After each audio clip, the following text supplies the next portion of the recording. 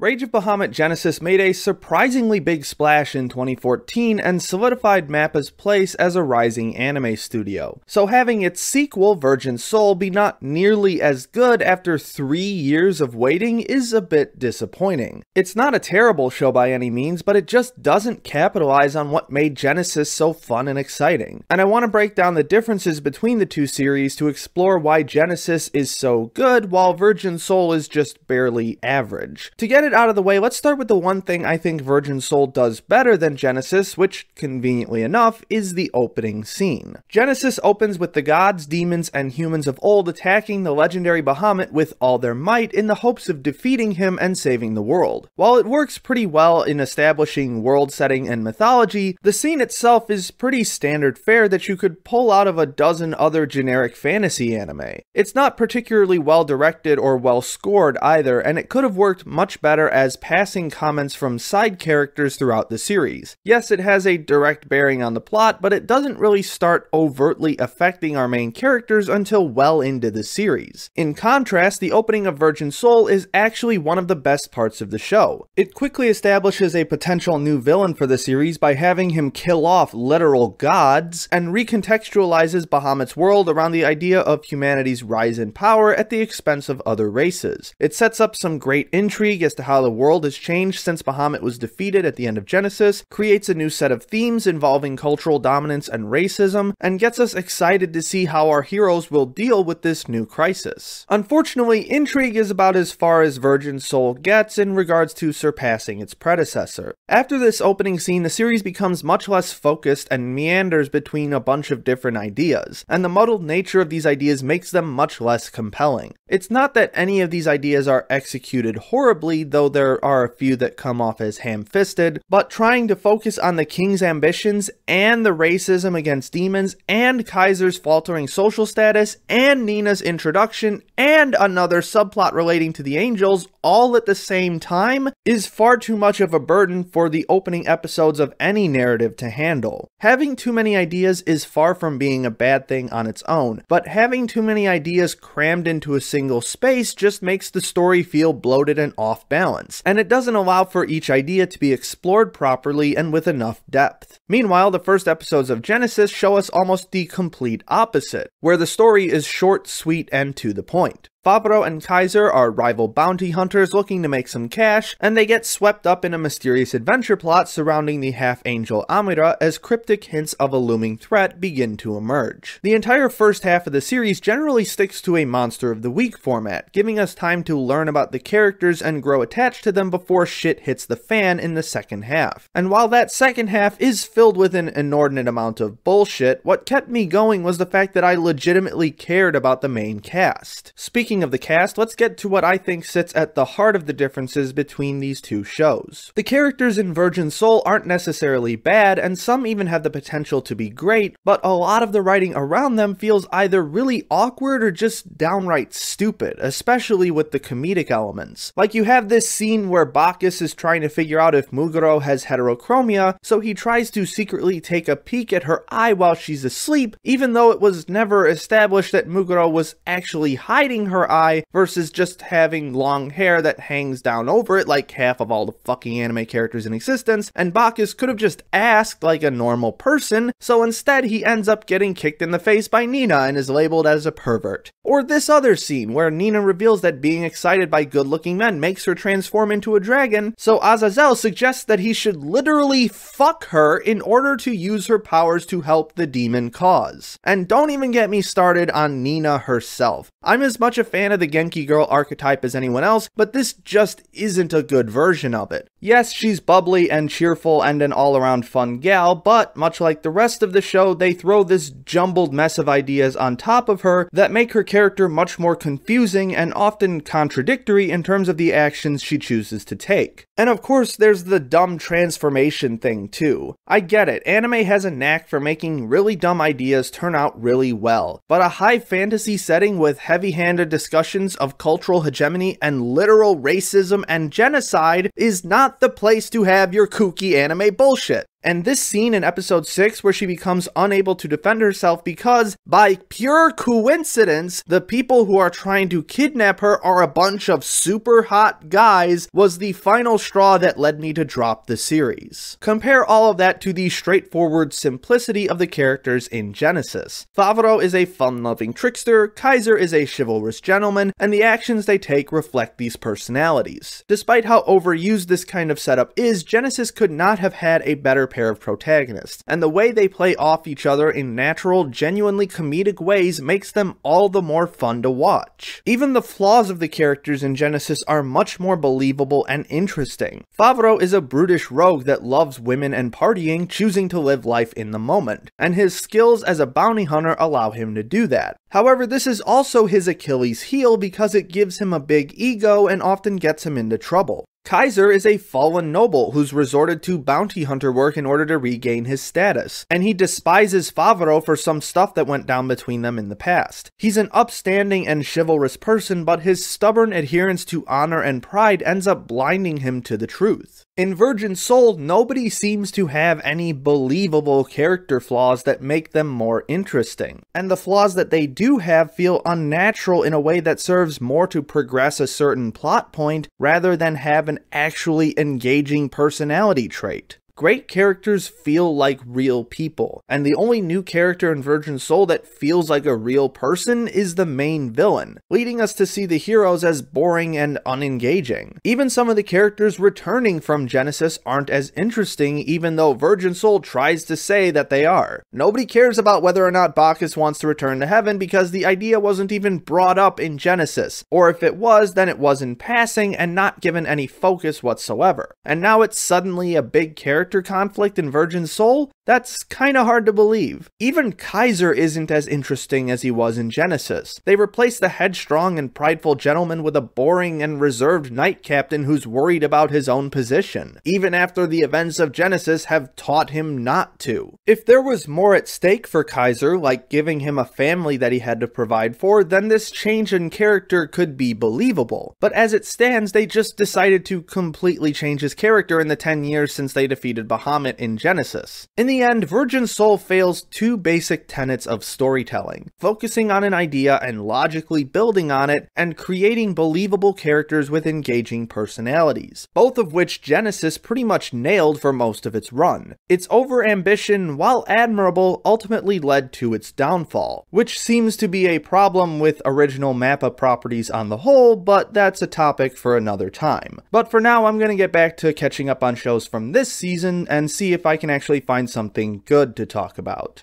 Thanks for watching, everyone. I finally had some time to catch up on all the stuff from the summer season, and I've already got a bunch of new ideas for videos, so stay tuned for those in the near future. In the meantime, if you enjoyed this video and want to see more, be sure to like and subscribe so you can stay up to date on all my latest content. Share this video around with people you think might be interested. Leave a comment below about what you thought and other topics you'd like me to cover in the future. Check out my written content over at Digital Fox Media, and don't forget to follow me on Facebook and Twitter. My name is Ember, and I'll see you next time.